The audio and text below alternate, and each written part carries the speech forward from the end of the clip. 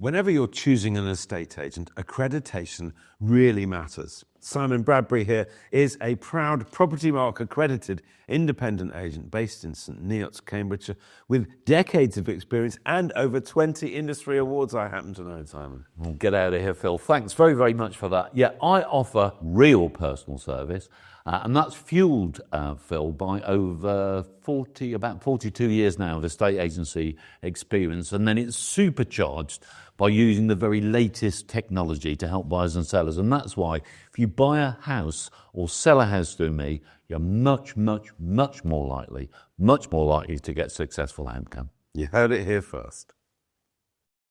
We're diving into the St Neots property market now and what's actually going on behind the numbers.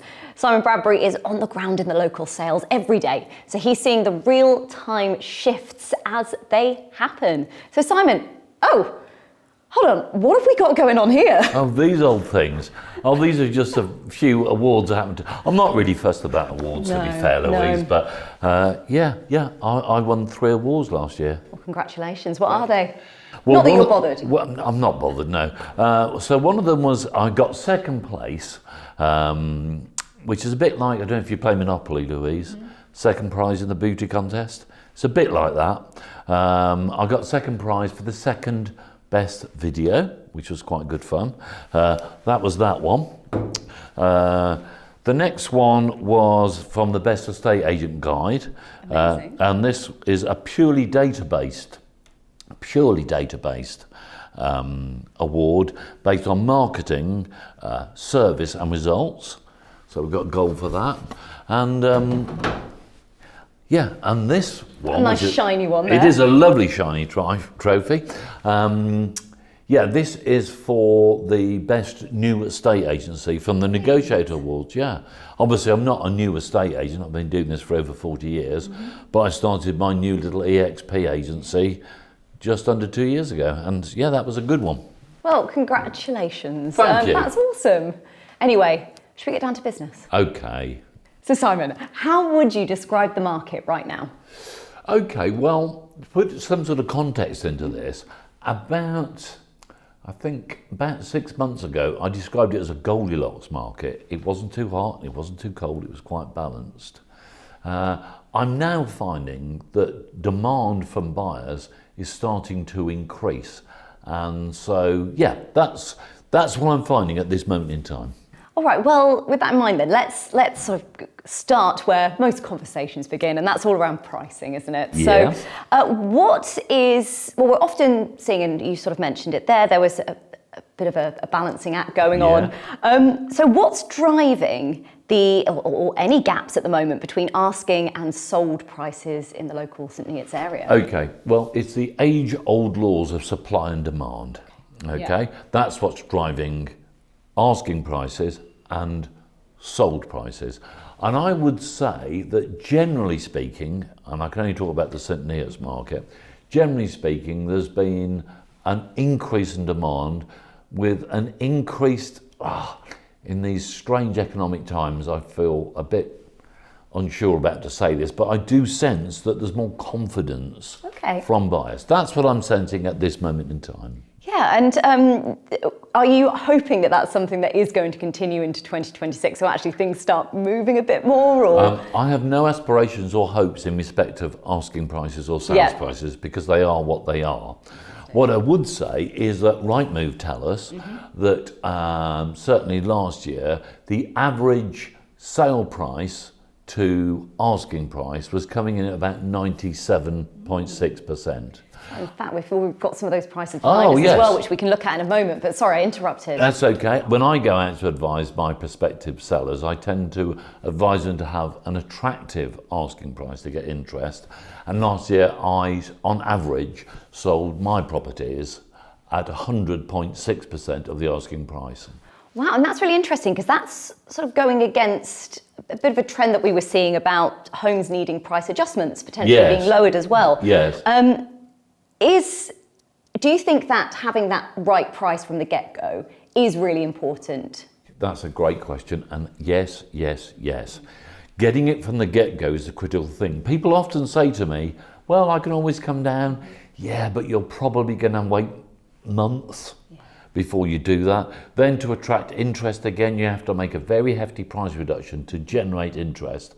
Then people see, prospective buyers aren't stupid, they do their research, and if they've seen that the property's been on the market for many months, even with the price reduction, they're a little bit unsure. If you get the asking price correct, that's really, really, really important. Yes, and I guess talking about that confidence you mentioned earlier, having that correct price point for a buyer or a seller, it builds that confidence rather than someone going, oh, actually, what's wrong with the place? I totally agree. Yes, confidence is very, very important. Brilliant. Well, let's have a little look behind us then. We've got some average prices and average sort of asking prices here as well. I know you sort of mentioned that yours is not really following that trend at all, is it? No. I mean, I'm very cautious always because these are averages, of course, and one has to be very careful about averages. But, and this refers, I think, to 2025. Sold prices that have gone down a little bit according to this, only a marginal amount, but £316,127, which is going to buy you either a good-sized end-of-terrace property or just edging up into the three-bedroom semi-market. Okay, amazing. One thing that we have noticed as a bit of a trend is homes selling a little bit faster, generally, if they are priced right. Yes. So what do you think is driving the buyer's behaviour at the moment? Right. Well, on average, again, you can get these statistics from anywhere and you can prove what you want to prove. But on average, Rightmove say that about 60 or 65 days is the average amount of time from when a property goes to market to when a sale is agreed. Okay. My average is 39 days, and I think that's because of three factors. It's what is referred to as the 3 Ps of property. Mm-hmm. The 3 Ps of property are the property itself. What sort of condition is it in? Where's it located? That sort of thing. That's the first P. Yep. The second P is promotion. Mm-hmm. So where is the property marketed? How is it marketed? Do the agents use real video? Do they use interactive virtual tours? Do they promote it on all of the major websites? Zoopla, Rightmove, On the Market, and their own website. But the third P, of course, you probably guessed it, Louise, is price. Yes. And if you get those three factors right, that definitely increases the confidence from a prospective purchaser. Brilliant. And when it comes to property types at the moment, yes, I know you mentioned sort of end of terraced houses just as an example of what we were talking about, but yes, what are you seeing moving at the moment? What's popular? What's perhaps staying on the market a little bit longer? Okay, right. Well, I've got some definite firm views on this based upon the data which is supported by this slide here. The most popular are the semi-detached properties. Okay. This is because first-time buyers who are now moving into the three-bedroom semi-market, a number of them are skipping flats or smaller properties and going straight into the three-bedroom semi-market. That, in the St Neots area at least, that is why they're so popular. The ones that are taking a little bit longer to sell are probably flats. Interesting. Is that particularly new build flats or just flats across the board? No, new build flats have had an impact because there have been quite a lot of some really nice developments of some smart flats in St Neots, but that's right across the board. They're taking a little bit longer to sell. Okay, and then, just looking at the other ones we've got on here, we've got sort of terrace and detached houses actually kind of staying on average across both St Neots, but the rest of the east of England. Yeah, they are. They are. Yes. Yeah, I can't say any more than that. That fits in with the regional average. I'm expecting, I could be wrong. Mm-hmm. I mean, I like to try and make predictions, even if I get them wrong. But I would expect that as we've seen the three-bedroom semi-market move, and those people are looking and aspire to buy perhaps a 4 or 5 bedroom detached house, I have a feeling that is going to be where the next price movement is going to be. And do you think that has a lot to do with maybe sizing up for families or finding a nicer area to live in compared to, well, it depends on what you're after, yes, the time of life. Is it changing across the different generations? Yeah, that's a really, really good question. I would say the big motivators are family. Yeah. So if people, I have a lot of buyers who've either just started a family or extending their family and they're going to move from the 3-bedroom semi to the 4-bed detached house. That's classically what people do. But the other thing that's driving demand across all sectors is the location of St Neots, and a lot of people love that location. Yes, and I mean, let's talk a little bit more about the St Neots area as a pull. So yes, you've got the accessibility to the different other cities and towns, but what else is it about the St Neots area that really drives people to want to live there? Obviously, I'm massively biased, Louise. You can be biased. Okay, great. But apart from its absolutely brilliant location with accessibility to lots of different places, St Neots itself has got a lot going for it, which is why we've got the new house developments happening on one side of St Neots in particular. But really, what St Neots offers is aesthetically, if you look at our new Market Square, I don't know if you know, but we've had our Market Squares been redone less than 12 months ago, and it looks fantastic now. We've got all sorts of events and stuff happening there. There's a preponderance of new shops opening. Fantastic. Big shout out for Welch's Bakery. Oh yes. My favourite bakery.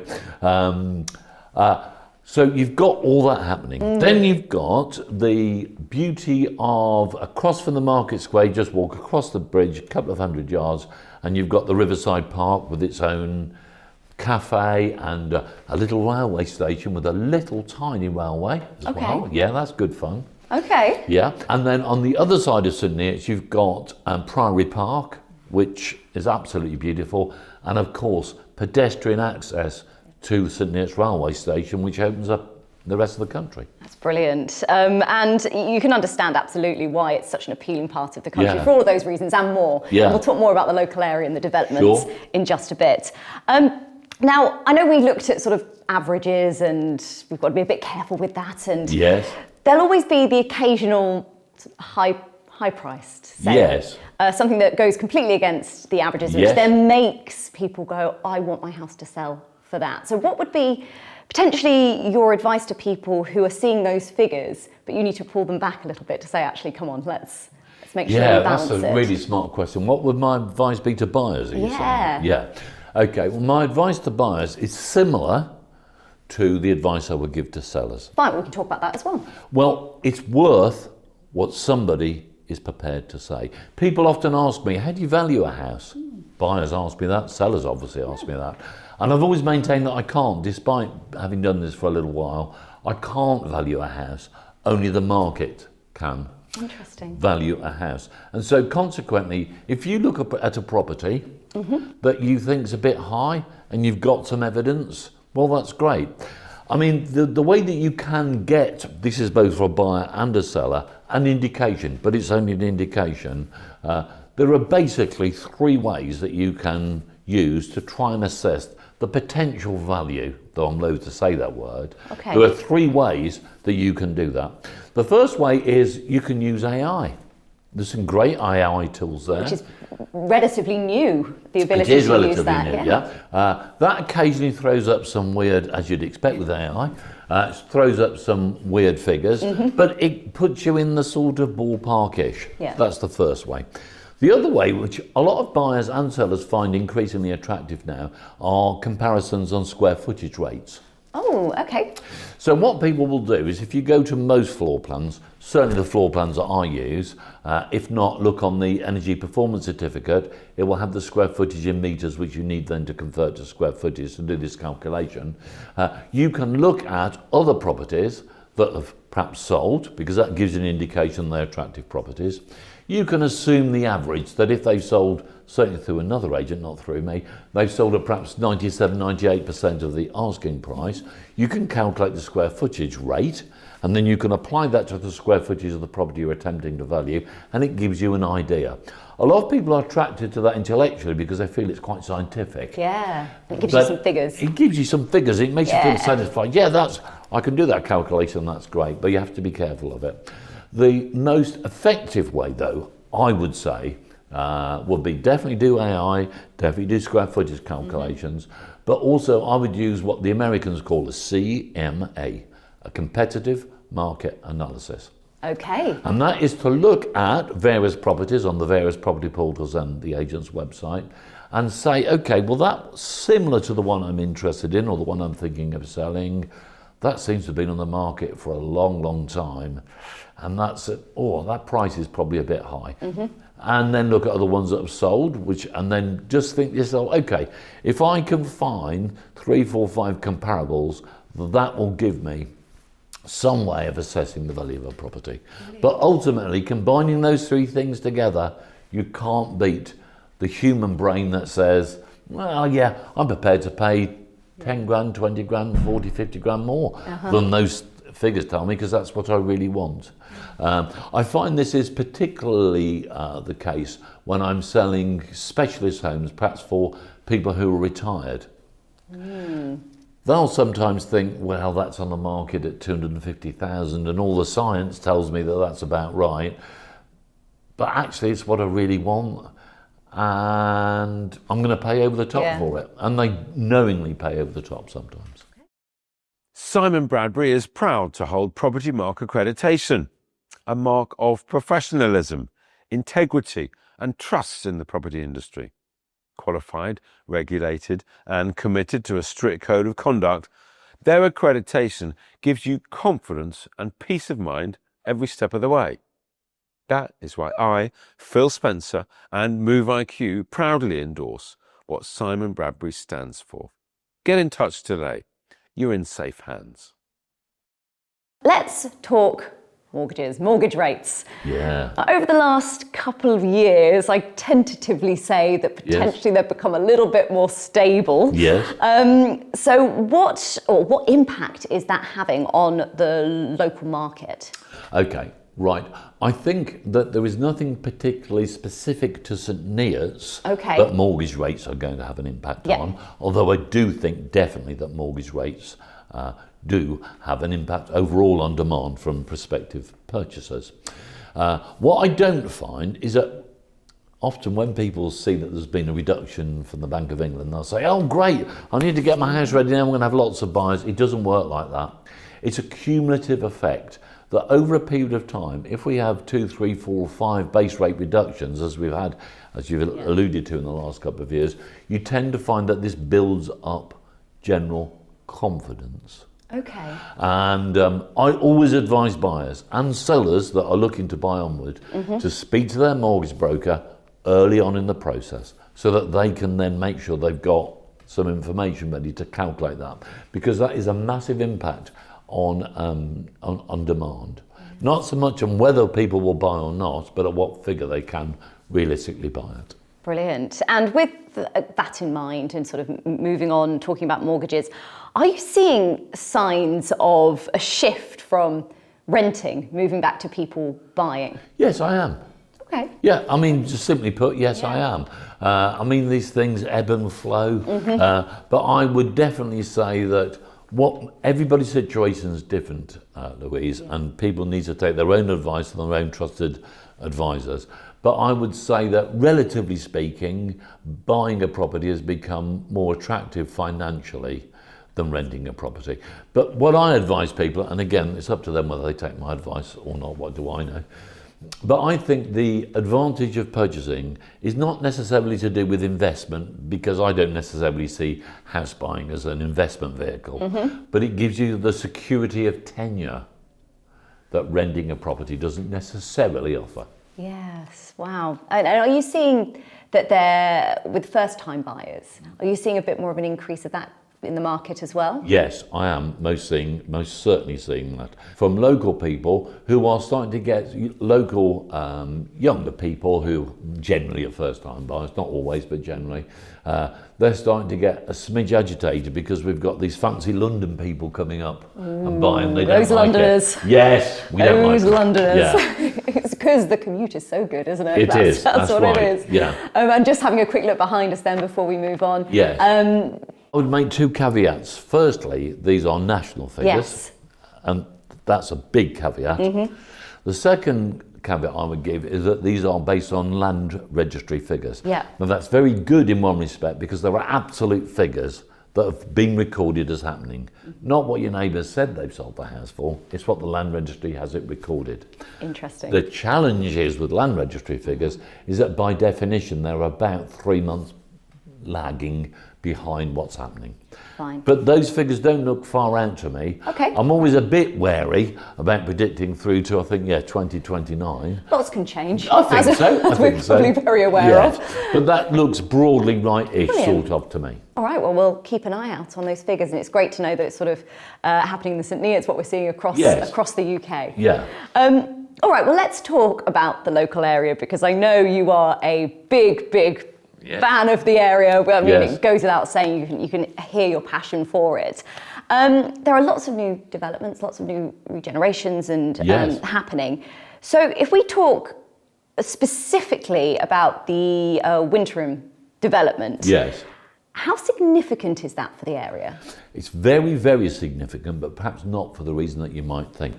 Tell me more. Okay, well, what's happening, generally speaking, is that, of course, these builders have huge marketing budgets, and they will attract people from wide areas. And those buyers will often come to look at the particular development. Whilst they're there, they'll think, actually, why don't I have a look at other properties on the resale side? Not that there's anything wrong with new homes at all, far from it. They've got lots of advantages. They have them. Generally speaking, an HBC guarantee for 10 years. You get sometimes you'll get a choice of the finish. You get high quality. All of that is good. But what I'm saying is that what those new developments have done is they've attracted buyers that probably wouldn't have been attracted to the area to look at the resale properties, and that's happening a lot. Brilliant. So actually, it's still bringing people to the area, even if they don't love the new build, they might find something else along the way. Of course, the other big advantage, which is really, really progressing things in terms of St Neots itself, is that builders nowadays don't just build houses and flats or apartments, whatever it is. They'll build schools, shops, gyms, all sorts of stuff's happening, and that's increasing to the overall value of living in St Neots. Yes, and both financially, but also just on a personal level, on a lifestyle level, well-being level. Are there any other sites, sort of across the wider St Neots area, developments that are sort of really shaping the future that you can see? Okay, there's a development that's happening just outside St Neots. On the outskirts of a village called Great Paxton. Okay. That's coming along nicely. And yes, there are one or two other developments, but the major attraction are the ones that are in the centre or near to the centre of St Neots. Okay, brilliant. And I know we sort of touched a moment ago on sort of the lifestyle side of things, and these developments are bringing new elements that really will sort of elevate that lifestyle. But what is it about St Neots that makes it so great for anyone who perhaps doesn't know the area that well? Well, I tend to take it for granted now. And it's only when I'm speaking to people from out of the area and I say, we've got this, we've got that, and they're like, wow. But I would say it's the combination of what I've already mentioned. All of those factors together. You know, there are locations throughout the UK that have great and perhaps a wonderful, aesthetically pleasing central marketplace, or perhaps they're well located for rail, or perhaps they've got lots of local shops, or perhaps they've got a nice park, or perhaps they've got a nice riverside. But there aren't many places that have got all of those things. So I think it's that combination, Louise, that really makes it an exciting place to live. And as you mentioned earlier, the transport, the fact that it's very well connected to various cities, various different towns as well, which you can get to. Yeah, that's right.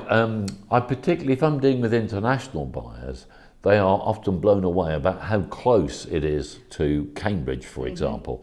Well, obviously, they love Cambridge. Who doesn't love Cambridge? It's a fantastic city. 35 minutes. You can get the 901 bus taking you straight into Cambridge, or you can drive there 35 minutes. Absolutely fantastic for that, as well as London. And we mustn't forget Peterborough. Yes. Mustn't forget Peterborough, wonderful cathedral city, huge shopping opportunities, and lots of other stuff besides. Yeah, brilliant. And it's right in that middle. So you've got that balance of commutability, that town living, the country life as well, right by the countryside. Well, speaking of country life, I think often people forget, we tend to focus on St Neots as the St Neots market town.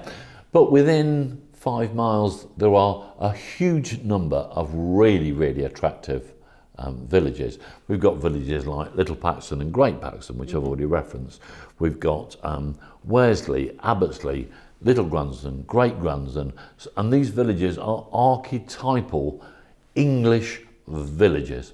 I remember recently I had an American friend come over, and I took him to the village of Eltisley on the village green, and he couldn't believe that they were playing cricket in their whites, doing all the stuff that you'd expect cricketers to do. He thought that was fantastic. Because there is a real sort of community feel, isn't there? Those local events, whether it's just playing cricket on the lawn or more organised events as well. That's right. And of course, for those people that live in those villages, they've got St Neots with all its facilities just a few minutes away.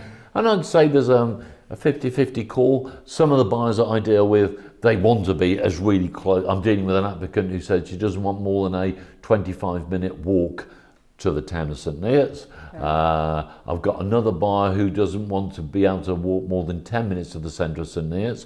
But I've got people who come and have a look and see the village and think, well, okay, that's perhaps a 10-minute drive, but I'm still happy to do it because I'm going to live in a beautiful village. Yeah, absolutely. And then, of course, the homes will differ depending on where you are as well. Yes, so, that's right. Something for everybody is what I'm hearing. I think so. Now, I know you like to give a shout out to a local business. I do. So, who is it today? So today, it's Courtyard Beauty in Kimbolton, who do nails and all sorts of other things. Oh, all the important things. All the important things, yes. And it's a great little business. Yeah. There is another reason, Louise, as to why I'm pushing them. A great company. Okay. But also the person that runs it is my daughter, Harriet Bradbury. Yes. And she does a great job. She's got lots of satisfied customers. It's based in Kimbolton, which is another one of our wonderful villages, just 15 minutes, 20 minutes away from St Neots. You may have heard of Kimbolton before. It's very famous for its school and its castle. That's got its own shops as well as my daughter's business. Brilliant. Well, there you go. You're going to get Best Dad Award for giving a shout out. Well, I hope I get Best Dad Award. In fact, when I think about it, yeah, I think for the last 20 years, I've received a trophy, which I assume is a genuine trophy, a genuine award, on Father's Day as the best dad in the world. Oh, congratulations. Yeah. Well, so you can add it to your awards. My collection, I love it, yeah. All right, well, we do need to wrap things up. So let's have a couple of questions just to finish. And we'll start off with then, if you wanted to, or if you could, sum up the market heading into 2026 at how we are at the moment. Yes. How would you do that? Okay, I think that what I would do is I would use the word that I think you used to start with, that's confidence. There's confidence from buyers. Fantastic. Confidence from sellers. And we've seen the percentages as to what we anticipate how will prices. Who knows? But I think confidence is the word that I would use. Brilliant.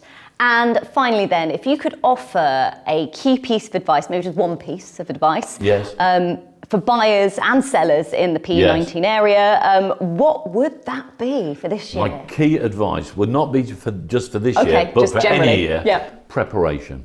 If you're a buyer and you want to put yourself in a good position, you make sure that you've had a chat with your mortgage broker, not your dad's best pal who thinks he knows stuff about mortgage, not your favourite website. Yep. Make sure you speak to a professional mortgage broker, and they have produced for you what is called either an AIP or a DIP, an agreed in principle or decision in principle document. So when the estate agent that you're buying through says, can you prove that you can pay for this property that you've offered on, you've already got the information. Yes, I can. The other thing you would need to do as a buyer is to make sure that you've spoken to the conveyancers, the legal people that would deal with your purchase. Get a couple of quotations, but don't just make your decision on your conveyancer purely on price. See what sort of service they offer. Check out their reviews, perhaps even speak to the estate agent to find out who he or she would recommend. So that's my advice in respect of buyers. For sellers, it's similar. Preparation is absolutely key. Again, if you're looking to move on to buy another property, make sure that you have spoken to your mortgage broker so that you know exactly what you can afford and what you can't afford.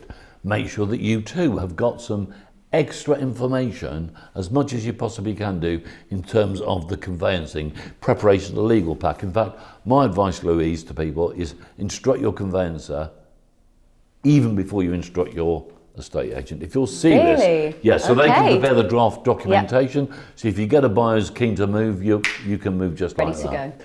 But the other bit of advice that I would give to sellers is to make sure that you Yeah, this is really, really important. I feel is make sure that you think about which estate agent you're going to use. Don't just go for the first estate agent you happen to see, unless it's me, of course. Make sure that you do the right amount of research. And one tip, if I can give that to a seller. Of course. Okay, never sign a sole agency agreement that is longer than 14 days. Wow, brilliant. Because what's happening at the moment in St Neots in particular is that some agents, not all of them, perhaps not even most of them, but some agents are suggesting an asking price which is far too high. The people get stuck on the market. They think then that they want to change the agent because perhaps the agent hasn't been as active as they thought they would do, but they're stuck for 12, 16, 21 weeks. With myself, you just instruct me for 14 days. And if after 14 days you're not happy, you give me 14 days notice and I'm out of there. Wow, brilliant advice. Thank you. You're welcome. So that's it. Simon, thank you so much for sharing your insights. It really is great to get that sort of grounded local review of the market. So thanks so much for joining us. It's a pleasure.